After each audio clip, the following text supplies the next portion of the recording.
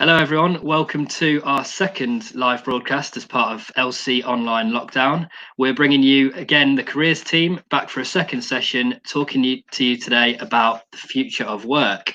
So without further ado, I'm going to pass you on to Lisa, who's going to take the reins from here. Okay, that's brilliant, Nick. Thank you very much. Okay, so as Nick said, welcome to the second series of live streams from the Leicester College Careers team. My name is Lisa. I'd like to introduce you to my colleagues Sonia, Katie and Safraz. Between us, we have a wealth of experience supporting students at Leicester College, secondary schools in the city and county, as well as the wider community. For today's live stream, we're going to talk about the topic, the future of work. Now, at a time when we see the job market turned upside down, education taking place through remote learning at home, and people in industries in lockdown, we all must be wondering what the future will hold after coronavirus. The world of work is changing, and we know that for a fact, but because of that, we need to be prepared. Now, whether you're at school, college, in higher education or employment, the need to understand and keep up to date with changes in the job market has never been greater, and that's not just because of COVID-19. For example, we're seeing a massive shift towards advancements in technology across many sectors. That's in addition to the green economy and global warming, which is still at the forefront of global issues. Only last weekend, we saw the government announce a green initiative to make towns and cities more environmentally friendly by encouraging more people to travel by e-bike. And that's really to sort of minimise public transport in light of social distancing measures which are currently in place. So as we enter into the new normal, what should we do to be prepared? So with the help of my colleagues, we're going to tackle this topic head on. Safraz is going to explain more about the important changes to the world of work. Sonia is going to highlight some of the sectors and jobs that are likely being to greatest demand, including those that are likely to decline. She'll also highlight which job sectors have been particularly important since the COVID crisis. Then Katie is going to provide you with a wealth of information about ways in which you can carry out your own research, as well as key points to consider. We've also got an activity for you to get involved in at home. Okay, so let's kick off then. Well, we talk about LMI, and you might have heard the term, but what does it really mean? Well, LMI stands for Labour Market Information. It's provided to the public via government data sources. It's essentially information about job markets, the supply and demand of labour, as you can see from the slide there. So knowing about LMI can help you focus your career ideas, understand educational levels for occupations, as well as know which skills will be in greatest demand. So in other words, understanding which jobs are likely to grow or ones to decline. Now, good quality labour market information can really help with your career making decisions, and therefore can help you to plan for the future. Understanding how the job market is predicted to grow in your area could help you to understand which skills you might need to develop, as well as which jobs and sectors to target. So I'm going to hand over to Safraz, who's going to talk more about the changing world of work. But I would encourage you, please, if you've got questions, do post them in the box and we'll endeavour to answer those at the end. Over to you, Safraz. Thank you. Okay, thanks, Lisa. That was brilliant. Okay, so the question is, what is bringing about the change? And I'm going to try and answer that question for you. So I'm going to use some slides, and the slides have actually got lots of great examples that you can actually have a look at as well. Okay, so what is bringing about the change in the world of work? And I will go through, obviously, the different kinds of things that are making that impact that you've seen in the last 10, 15 years. Okay. So let's start off with the first one, which is technology. Technology is changing the way that we live and work. We're all connected through the internet, which offers the opportunity to work remotely, to communicate with ease across the globe. The recent lockdown has shown that technology is not only keeping companies going, but also connecting individuals. Technology has become the central nervous system of any organization, therefore enabling everything to function together. Changes in technology have enabled organizations and company and business to work remotely using such programs such as Zoom, Microsoft Teams, as well as webinar technology, which have allowed us to carry on working from home and to communicate with friends and family across the globe.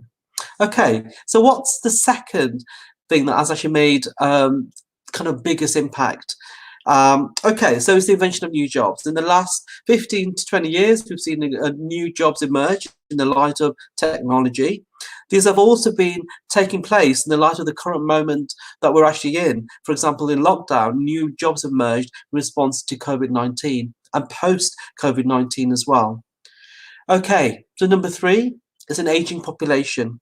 In recent years, there's been a significant changes in obviously in health and science, and there's been breakthroughs that have actually allowed people to live longer and have a longer lifespans as well.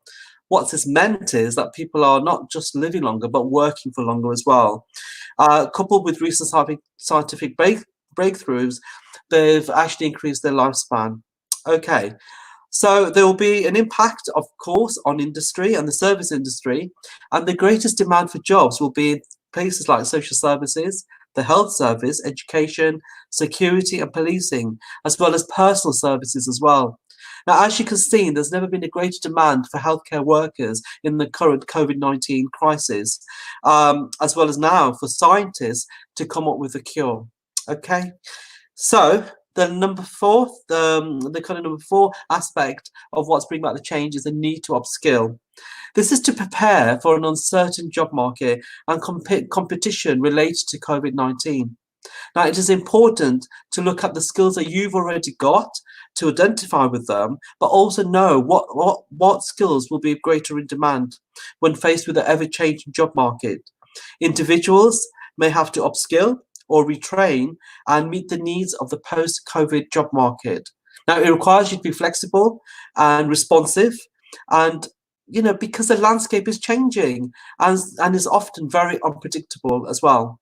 Now, taking all these 4 factors into account, it is important to note that these changes are all at the hands of the government, with their policies and practices and procedures that can actually affect us all.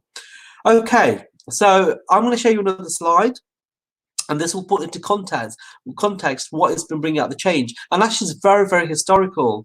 Looking at the changes in industry in the last 2 centuries or so, there's been a number of revolutions. And I'm going to talk about the 4th Industrial Revolution, which started in 2015, with the emergence of new technologies, breakthroughs in a number of fields, including robotics, artificial intelligence, and the Internet of Things, 3D printing, autonomous vehicles, just to name a few. Okay, so the next slide is bringing this to life as an example of showing how this impacted on one particular area, and that is retail. In the last 15 to 20 years, retail has had amazing changes in the way that we actually shop and the way that we consume, obviously, produce. Okay, so there's a big decline. The big decline was from high streets to supermarkets. And in supermarkets today, there's been a significant amount of changes from technology, using technology, for example, for self-checkout and now self-scanning functions as well, to the online revolution, to the retail revolution. In the current lockdown, the online consuming and the online shopping has taken a huge rise, and that's seen a significant shift towards that. There are new roles emerging as a result of this, like the personal shopper, who puts all your shopping all together for you, a delivery driver, and other key roles as well. Now, for example, Amazon, the giant online shopping, is also showing how it embraces all aspects of technology, every aspect of the retail consumer experience. Okay, so now I'm going to pass you over to Sonia, who's going to look at what jobs will be greater in demand. Thank you, Safraz. So let's talk about what sectors and what jobs might be in demand in the future. Now, Safraz said, due to technological advancements, jobs are being created that perhaps didn't even exist 10 years ago. Now, with the onset of the COVID-19 pandemic, the job market will change again. Because of these factors, emerging roles are appearing. So, for example, a big data analyst, a cybersecurity expert, and a hydroponics farmer might see a significant demand for these people in these specialist areas. And I will explain those job roles in a minute. But the COVID-19 pandemic has also seen an increase in the popularity of key areas. They are healthcare, education, and online commerce. Now, we only have to scroll through our social media feeds to learn about the highly demanding but rewarding roles these individuals are performing on a daily basis. Okay, so I'm going to show you a slide which is going to illustrate some of the sectors which could see a demand for jobs in the future. It will come up in a minute. There we go. Okay, so the top row, we've got sectors of healthcare, renewable energy, medical engineering and science, water and flood risk. In the middle, we've got the sectors of construction, digital technology and AI, high-tech manufacturing and personal services, and down at the bottom, we've got roads, power, water and transport, digital arts and business, social services and education, and aerospace.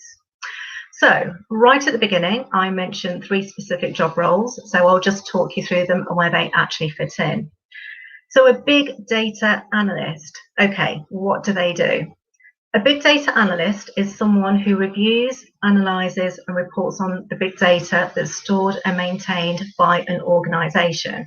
Think of all that data which is stored in any one company or an organisation. Now they're going to need people to sort through it and maintain it.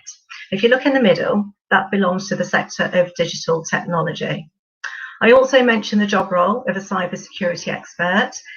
A cybersecurity expert basically helps to protect an organisation. They employ a range of technologies and processes to help prevent, detect and manage cyber threats. If you think about how much online shopping we do and how much banking we now do online, people are going to be needed to help protect our data. And that also belongs to digital technology.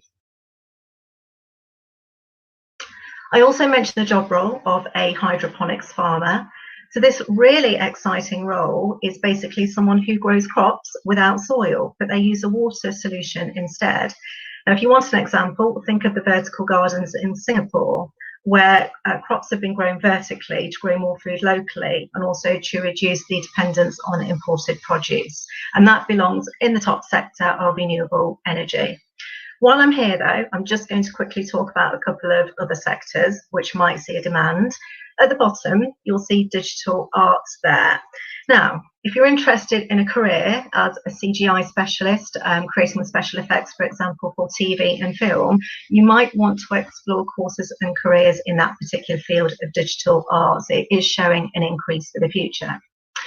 If you look at personal services, so for example, the job role of a personal trainer is also showing a likely increase.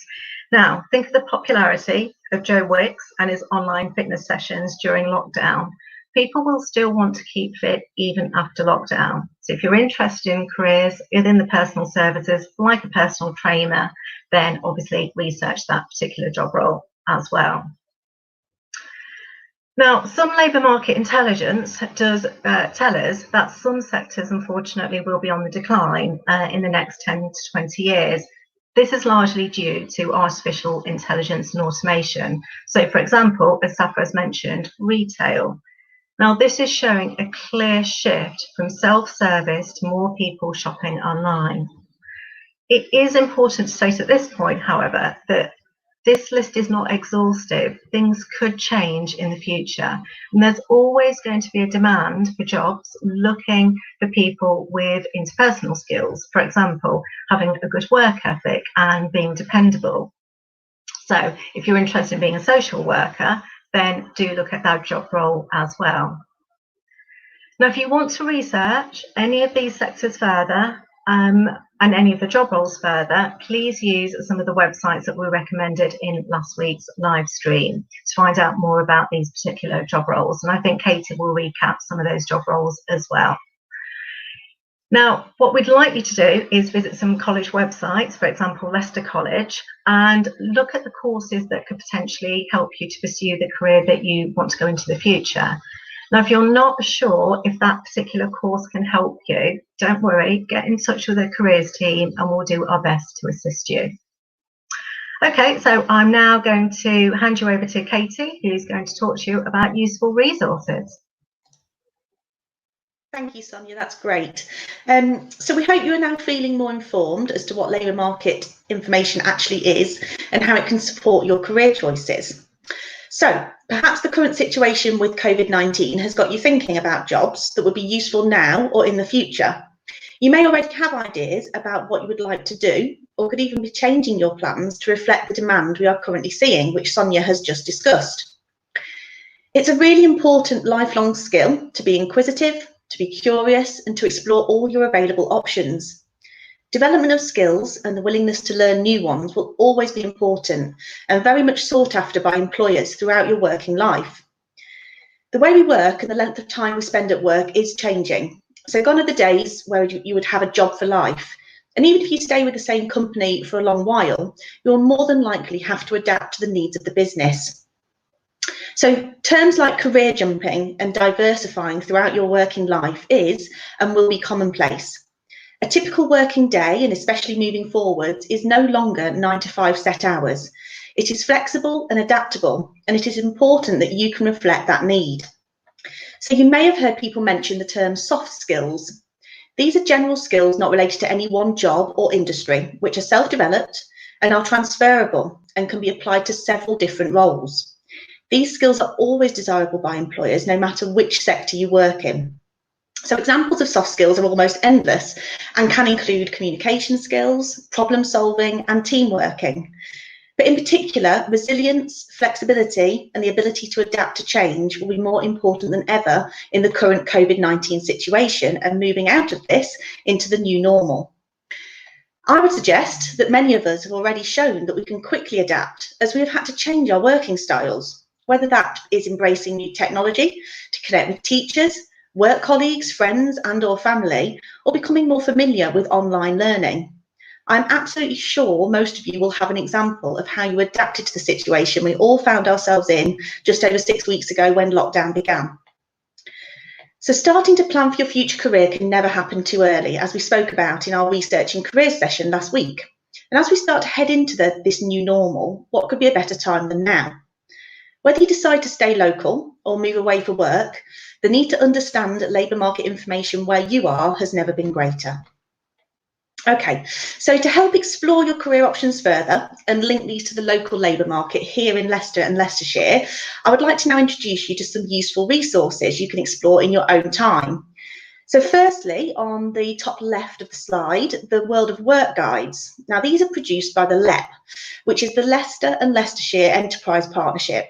And they're fantastic resources because they're focused on our local area, covering different work sectors across our region, including the number of people employed in those areas, which jobs are in demand, and much more. So the guide on the left is aimed at young people, and the guide on the right is a new guide produced for adults looking for work, or who are in work looking to upskill or considering a career change.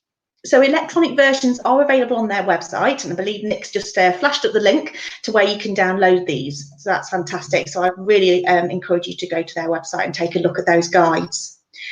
So obviously recapping on some of the websites that we introduced you to last week. So on the slide you can see Career Pilot, Kudos Cascade, the National Careers Service, and the Leicester College website, which uses Careers Explorer. These are all fantastic sources of labour market information. These all include job profiles, which inform you about salary information, employment opportunities, local vacancies, and direction of growth of a particular job. So please do check these out. If you're currently in school, then please check your own school website for any links to LMI that they recommend. So I do hope you will take some time to explore these fantastic resources to help you explore the labour market and to help inform your career choices. So I'm now going to hand back over to Lisa, who's going to bring all these thoughts together and introduce the activity for you. Brilliant. Thank you, Katie. Thank you, team. Okay, so we hope you found that interesting and really informative and food for thought. Before we move on to the activity and take questions from the audience, I'd just like to sort of summarise the key points. So, in a rapidly changing job market, we can no longer rely purely on the experiences and advice of family and friends. Before the coronavirus, there was a clear national local data showing how jobs were predicted to grow or decline in the next 10 or 20 years. But as we've seen with coronavirus, this might have changed. So we cannot predict exactly what the job market will look like with absolute certainty in the long term. However, what we do know is that due to technology, many jobs are changing. The need for digital connectivity to enable friends, family, and the workforce to communicate has never been greater. The advancement of AI and automation will mean that some jobs disappear, whilst others grow and new ones emerge. We've talked a lot about technology and its impact on careers, but we must not forget the job roles that require those interpersonal skills, that personal touch. We only need to see how important key worker roles have been during the global pandemic. But nevertheless, this is likely to mean that in some instances, we may need to reinvent ourselves. We will most certainly need to continue to learn, and education will be key, but also the need to develop and enhance our skills, as Katie has mentioned. With all of this in mind, we must remain resilient. But the good news is, I'm sure that great opportunities will return. We just need to be ready for them. Okay, so that's enough talking from us. Now we'd like to set you a challenge and we'd like you to explore the labour market. So I'm going to introduce you to a really useful tool which you can use at home. It's called the Careerometer. Now the Careerometer is free to use and can be accessed via the Leicester College website. So if you go onto the front page, click on College Life at the top right hand corner and then select from the drop down menu Career Service, you'll find it towards the bottom of the page. So your task is to type into the Careerometer a career that interests you. You'll see that there is more than one Careerometer box when you're on the website, so it'd be a really good idea to compare different job roles. Now in this example, you can see that I've selected a career in computing, specifically software development. So we'd like you to identify key features of the job role that you've selected, look at the labour market information and consider areas and ideas such as salary, working hours, whether the job is likely to grow or decline, and what the key features of that job really do entail. Okay, so that's a really good way to get started. But remember, you can also use the tools that Katie showed you earlier. Okay, so we hope this session has been really useful to you. I hope you've got some questions for us, and I'm going to hand back to Nick. Thank you. Thanks very much, guys. That was really good. Hopefully that's been helpful for everyone out there who's got questions about the future of work and employment for them. And now we're going to open up to questions that have been submitted on social media. So there's been a few that have come in via Facebook. The first one is probably a question we're going to get a lot of. It's not directly career related, but I suppose quite an important question for people at the moment. From Tracy Ackroyd, what's happening with exams? Does anyone want to take that one? Yeah, I can take that one. Thanks, Tracy. Thanks for your question. I think it's a really topical question at the minute. So as far as we know, exams have been cancelled for this year, and that was a government decision that was taken. Now, tutors will be predicting the overall grades. They will be calculated as well, and they'll take into consideration, obviously, students' performance over the time of study. It's probably best for students to speak to their tutors, to have a conversation with them about their exam grades as well. But as I said, as far as we're concerned, we know that they've been cancelled. We will obviously take into consideration those calculated grades when students do apply for courses at Leicester College or, you know, any other college as well. So yeah, that's basically what's happening with the exams at present. But I hope that helps, and I hope that's answered your question. But if in any doubt, please do speak to your tutor. Thank you for that, Sonia. Next question comes from Carolyn Sykes. It is, how do I find out about apprenticeships? One of the first things I would say is that apprenticeships are going to be doing one of these live sessions, so that'll be a really good opportunity to ask some questions. Their session is coming up on Tuesday, the 26th of May at 11 AM. So please do make sure you check that out and send in any questions. Does anyone have any advice ahead of that? Yep, Safraz. Okay, so to be honest, Caroline, thank you for that question, because it's probably one of the questions that we get asked almost every single interview. So how do I find about apprenticeships? Lots of ways to find about apprenticeships. The most common is the apprenticeships.gov.uk website. That's apprenticeships.gov.uk website. You can actually find out about vacancies, what's going on locally, and lots of information about apprenticeships, and you can apply online as well. Amazing Apprenticeships is probably one of the best apprenticeship websites that there is. Local information, national information. You can sign up for webinars. You can sign up for lots of information as well. And also, you can find out about apprenticeships through different apprenticeship providers. Like as Nick said, our apprenticeship team is going to be live. Doing one of these live streams, and you can ask them questions as well. So apprenticeships.gov.uk, and then Amazing Apprenticeships to start off with. Thank you, Safraz. We've got a few more questions coming in, so thanks to everyone who's submitted so far. Please keep them coming. We've only got 5 minutes left, so we'll do our best to get through them. Next question that we've got is from, it's quite a long question from Victor.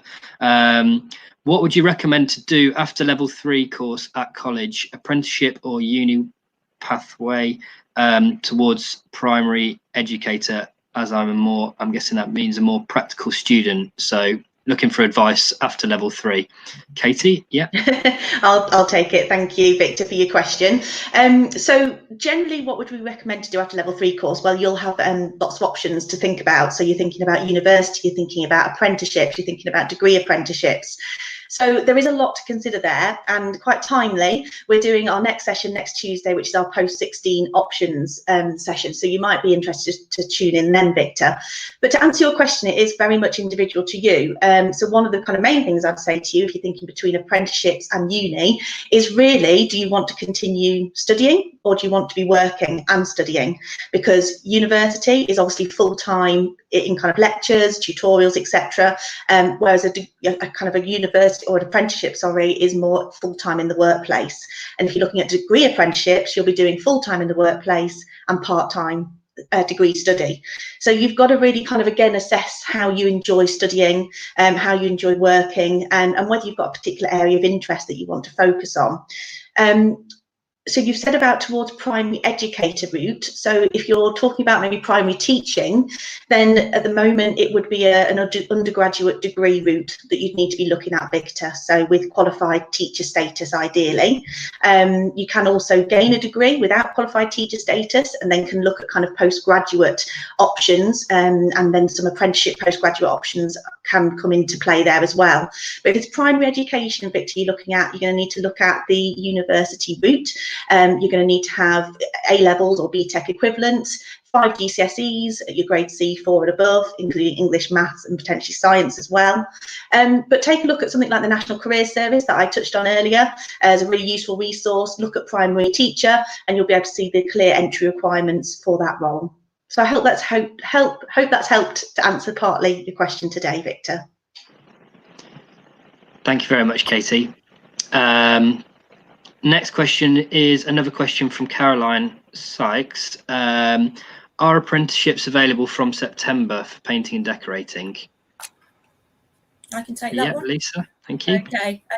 Well, thank you for your question, Caroline. Okay, so apprenticeships are generally available all year round. So they're not so much like a course, a full-time course that may start in September. So it's a really good idea to be certainly looking now, speaking to providers. Certainly our Leicester College apprenticeship team have dedicated advisors specialising in construction, so making contact with them, looking on the websites, and as Safra says, do look on the government apprenticeship site for vacancies. So to answer your question, really, apprenticeships are all year round. It is effectively applying for a job, so I think that's one of the key points to mention as well. There is a process of application, hopefully then interview, but ultimately it's the employer that selects who they want as their apprentice. So great time to be looking now. Another kind of thing to consider as well, I think, is applying for apprenticeship, do have a backup plan as well, just in case. So a full-time course is a really good idea, but certainly, start looking now for best apprenticeships. Thank you. Thank you, Lisa. Let's just keep the questions going because we've got a few more building up here in the list. Thank you to everyone who's submitted questions so far. Really appreciate it, and I hope you've enjoyed the presentation. Got another question come in from Victor. any news from government body Ofsted about qualifications like BTEC, cash, etc.? Oh, yeah, I can take that. We don't have a fix, so thank you for that question. We don't have any further update as of yet from any government body Ofsted about qualifications like BTEC. So we don't have any update with regard to, for example, the grading system. For example, that's as I said in answer to Tracy's question, that's really down to the tutor to calculate the grades depending on the performance of that student. So we don't have any updates as far as we know. As soon as we do, though, we can let people know. Thanks for that, Sonia. And probably going to be the final question, this one, because we are coming towards the end of the time. It's a question from Nicole Bell, and it says, what about placement work if you have already got onto the course but can't find a placement? I can take that one. I can take that one. Okay, Nicole, thank you for your question. So yes, placement will form part of your course, which is fantastic because it's a great way of developing your experience. But in terms of the placement work itself, if you are able and you know of a placement opportunity, then that's fantastic. If you don't, obviously the college, and certainly Leicester College, will support you in finding that work placement. So don't worry about that now, but as I say, if you know somebody, that's fantastic. If not, we do have work placement coordinators at the college who are there to help and support you. Thanks very much for that, Lisa, and thanks for all of you for your time. That does bring us towards the end of the session, so thanks to everyone who tuned in and who sent in questions. Please do keep coming back to our live stream sessions, which happen every Tuesday. We've got another one happening this afternoon at 2 p.m. with student services, who are going to be talking to you about admissions and applications and anything of that nature, so please prepare your questions for that too. And the careers team will be back with us next Tuesday at 11 a.m. Thanks to everyone who got involved in today's session. We've got a few links that I think the team would probably want you to follow. So this is obviously the website link to our homepage. There's also a link to our careers service, which is just here. And these will be added to the comments in the stream as well, so people can click on at the end. And if you'd like to contact the careers team at any point during lockdown, this is the email address that you should contact them on. Thanks again to everyone who tuned in. Thanks very much to the careers team for being here and for the presentation. And we also want to say happy International Nurses Day to any of the nurses and key workers out there for your hard work. We really appreciate it. Thanks everyone, and we'll see you later today, 2 p.m. for the next session. Bye guys. Bye.